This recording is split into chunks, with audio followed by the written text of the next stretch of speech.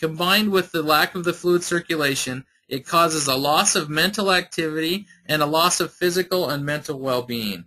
Now, if you're looking for a pretty good definition of fibromyalgia, I think this loss of mental activity and loss of physical and mental well-being, I think this is a pretty good definition. For sake of time, I'm not going to go through all of these, but the second one listed here is one by Carlson, Dr. Carlson. It was published in 2006, and it says intermittent light abutment of the cervical cord is a potent autonomic arousal. So if we break this down real quick, we find the word intermittent, right? That means that just occasionally this is happening. It's not all the time.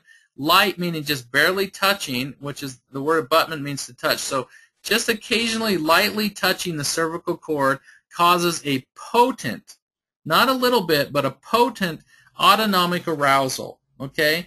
What he showed is when you lose this cervical curvature, and you lose that and you create these blocks like we talked about in the former slide, that your cervical cord is always getting this light touch that's happening, okay? And what this light touch is causing is a potent autonomic arousal. What that means is this.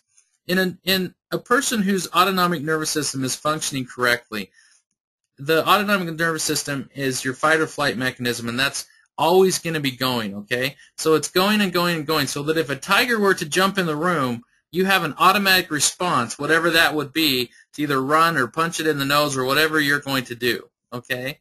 So it's kind of, but in a normal situation, there's a gate there that blocks that. So it's always going, but there's a gate. So it's kind of like you're at a stoplight and you're revving your engine all the time, but you've got your brake on. So then the tiger jumps in a room, the brake automatically comes off and you're out of there, okay?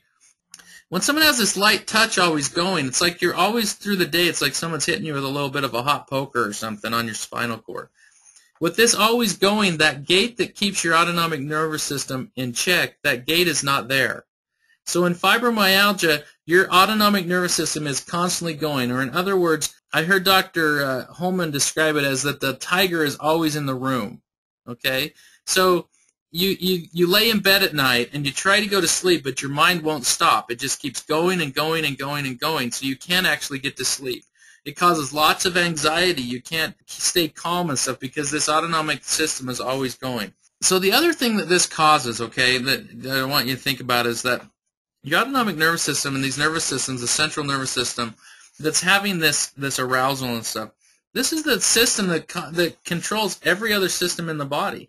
So you wonder why, as you've had fibromyalgia for a while, you start to become glucose intolerant, and you can't eat certain foods, and all these different things that didn't used to be allergies to you. Now you're super allergenic to all of these things. Okay, you have all these things that used to be no problem. Now you're allergic to them all, and it's because this central nervous system has got this thing so aroused that every little thing that comes to your body sees it as an allergen and has to fight against it.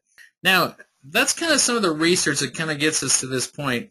But what I want to do is explain to you how your spine is supposed to work, okay? Because if you can understand the proper mechanisms, and then we discuss the improper mechanisms, then you're going to be able to understand how the fibromyalgia is caused from the spinal mechanics. So, I'm going to take you back to birth, all right? When a person is born, if everything goes according to plan, they should have a curvature that's developed in their thoracic spine. And I'm not sure. I got to see if I have a picture of it. I don't. Okay. So you're going to have a curvature in your thoracic spine. Then as you start to crawl, as gravity pushes down on you, you're going to develop another curvature in your lower back and another curvature in your neck, okay? So as you stand upright, like that picture I showed you earlier, you should have a curvature that goes front to back in your neck and then back to front through your thoracics and then front to back again in your lower spine. And this curvature, it has a couple different things that are so important. One is that it gives you a shock absorption, okay? It's kind of like a spring in your spine to handle gravity, all right?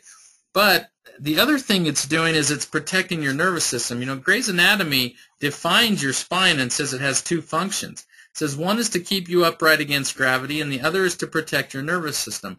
When you lose this second function, or the first function of being able to withstand gravity, and your head starts to come forward, now you've got a problem, and now it's going to start to affect your central nervous system, okay? So just kind of to think about this for a second. your head weighs between 10 and 15 pounds, okay? So if you think of the heaviest bowling ball that you've ever picked up, if you were to take that bowling ball and pick it up and you hold it so that your hand is flat, your palms towards the ceiling, and you put that ball in there, you're going to be able to hold that ball because you've got the leverage of your wrist creating kind of a curvature there. But what if I've got my fingers in this ball and I now transfer the weight of that ball forward of my hand? How long am I going to be able to hold that? The answer is maybe a couple minutes, but definitely not 24 hours a day, 7 days a week, okay? And then if you think about also, if say you're holding a bowling ball and you hold it close to you, it's going to weigh 10 pounds. What if you keep holding that ball and you extend your arm out in front of you? How much more does that ball weigh? Well, we know that your head, for every inch that your head transfers forward of your body, it adds 10 more pounds of weight that your body has to deal with compensatively. That was a study that the University of Colorado showed. Okay?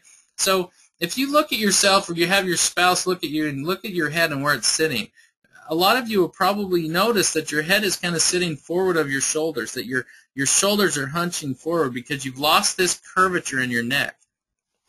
This is another analogy. I told you I'd come back to this banana analogy, all right? So the curvature in your neck is supposed to be the same as a banana, about that same curvature. Now I want you to think about if you were to take a banana and you grab that banana on both sides, on both ends, and you straighten that banana. What's going to happen to that banana? Well, we know, if you think about that, everything on the back side of that banana is going to stretch and tear and it's going to rip, okay?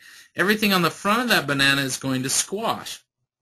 So if we think about this banana, and everything on the back side of this is going to tear and rip, okay, and stretch. Well, what do we have on the back of that banana? The first thing we have are muscles. We have tendons, we have ligaments, we have all of these soft tissues. Now these soft tissues are going to be stretched and they're going to start to spasm. If they're muscles, they're going to start to cause a lot of pain and problems back there, okay, and a lot of inflammation. And because this is mechanically changed, these muscles are going to always keep firing and firing and firing. And over time they're going to fatigue and they're going to go from what they go from like prime rib to beef jerky, okay? They're so worn out that now any little thing that happens, it's going to make these muscles fire up. It's why you notice your head just feels so heavy and you have all this pain down the back of your neck and into your shoulders. And a lot of people say, well, I carry my stress in my shoulders. When actually what you're doing is you're carrying your head off of your shoulders. And so every little stress that comes along, that starts to cause a little more pain. But the real kicker here and the real important thing that you need to understand from this is that there's the other structure that gets stretched in this on the back side is your spinal cord, okay? We know from research done by a neurosurgeon named Alf Brigg that if you take a spine that's supposed to have a 45-degree curve or the normal curvature, about the curvature of a banana, and you straighten that spine just to straight up and down, so now you have a straight spine or what they call a military neck, that it causes a 28% stretch on your spinal cord, okay? That's very significant, a 28% stretch on your central nervous system as it comes through your neck. Now to put this into perspective, it takes about as much pressure as you want to put on your eyeball with your finger to cause about a 50% change in what's going on in that spinal cord, whether it's causing pain or shutting down an organ or whatever it is that spinal cord, particular part of the cord is controlling. So you can see how losing this curvature is going to cause a lot of issues and can affect a lot of things. And I'm actually going to show you here in a second a slide that shows you how much stretch is on that spinal cord and how that is going to create this dysfunction. Now, if we go back to this banana and we think about the banana and we say, okay, everything on the backside stretches 28%. Well, what happens to everything on the front? And like we said earlier, it squashes. Well, what's on the front are all of your discs, okay? So as your neck is straightened through these whiplash events or whatever has happened, now instead of you having that shock absorber or that spring, if you will, from that curvature, now all of that force, gravity and weight of your head and everything is accumulating and it's smashing your discs 24 hours a day, 7 days a week. So pretty soon you start to get disc bulges, you start to get degenerative discs, you start to have all of these issues and stuff as your spine starts to degenerate. Not only that, but now your spinal cord is stretched, but now you've got bulging discs that are bulging back into that cord, and so you got this double pressure on your spinal cord. So now I'm going to move on to this slide, and I'm sorry I'm kind of all over the place. I'm trying to get as much of this in as I can tonight for you, and then we can talk about how maybe you can do the whole webinar later.